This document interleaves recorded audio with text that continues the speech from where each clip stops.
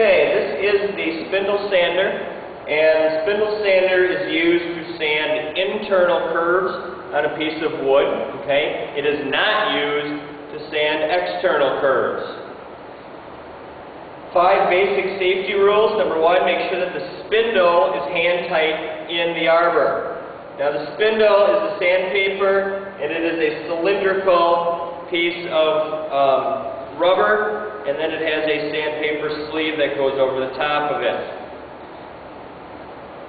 You want to make sure it is hand tight. Do not use a pliers or a wrench to tighten this.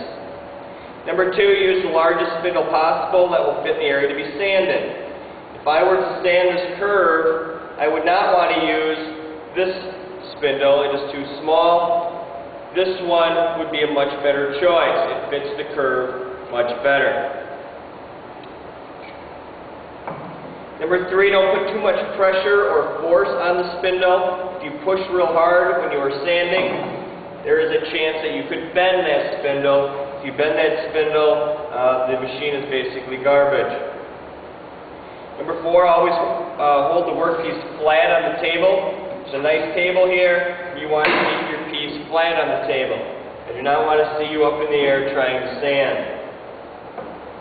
And number 5, fingers should never be closer than 4 inches from the spindle. The same rule that we use on all machines. To change a spindle, the first thing you're going to do is grasp it tightly, and you're going to loosen the wing nut that we have on here.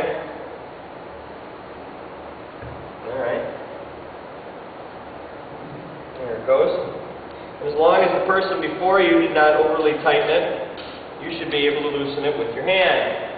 There's a washer, and that holds the spindle and sandpaper tight. The spindle can come off, and then you have an insert. If you change the size of the spindle, you need to change the size of the insert. Simply place the new spindle on there. You want to re-put the washer on top, and then you can put the nut back on top. Again, only fastening it hand tight.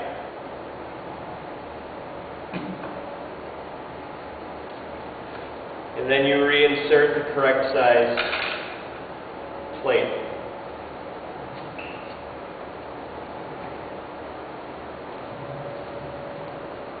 Alright.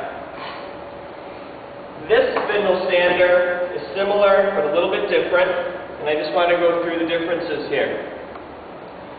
First of all, instead of having a nut on top, it has a bolt. Most bolts turn to the right. This bolt turns to the left. It comes with its own type of wrench, and with that wrench you're going to, oopsies, to the right. Again, hold it tight, and you should be able to loosen it to the right.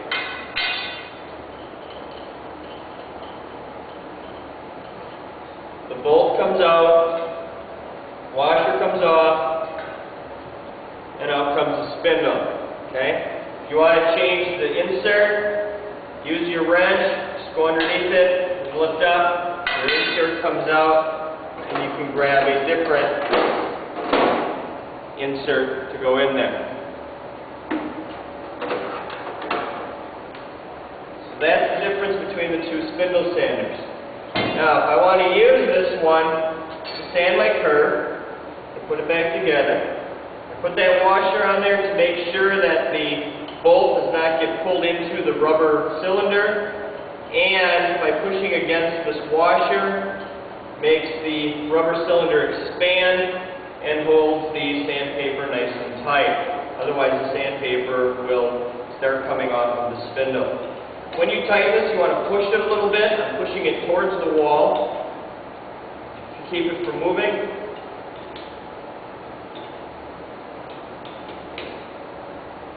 And I tighten it nice and tight. Alright, we're now going to demonstrate the spindle sander. Again, remember to keep the board flat on the table. Alright, you want to keep it moving. You want to have the spindle that is the correct size of the curve. You do not want to put too much pressure on the spindle, and you only want to tighten this hand tight. You do not want to crank it down. Here we go. When you turn it on, it spins and moves up and down. It's called an oscillating spindle sander. Oscillating means go up and down.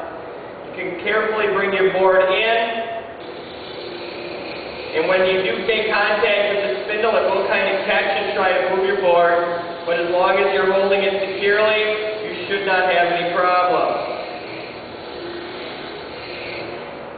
In a short amount of time, you should get a nice, smooth curve, and it's pretty much ready for finished sanding.